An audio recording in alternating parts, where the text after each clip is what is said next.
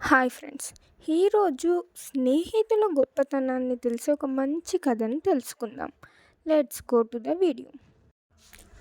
అనగనగా ఒక గ్రామంలో ఒక పెద్ద చెరువు ఉండేది.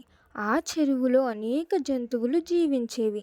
అందులో రెండు మంచి స్నేహితులు ఉన్నారు. ఒక తాంబేలు మరియు ఒక చెట్టు పైన ఒక కాకి. ఈ ఇద్దరు ప్రతిరోజు కలిసి ఆడుకునేవారు, మాట్లాడుకునేవారు, సంతోషంగా జీవించేవారు. ఒకరోజు తాంబేలు మరియు కాకి ఆడుతూ ఉన్నప్పుడు ఒక వేటగాడు ఆ ప్రాంతానికి వచ్చాడు. అతను తాంబేలును పట్టుకోవాలనే ఉద్దేశంతో తన వల వేశాడు. తాంబేలు వలలో చిక్కింది.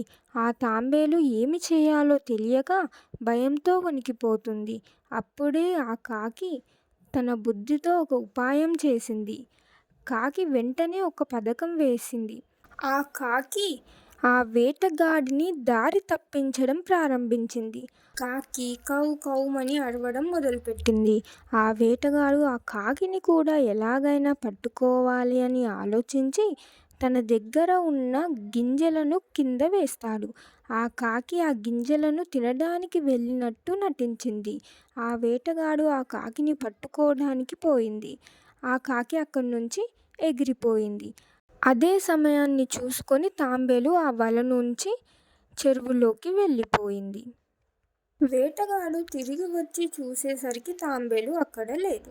అతను నిరాశతో తన మార్గం చూసుకొని అక్కడి నుంచి వెళ్ళిపోయాడు.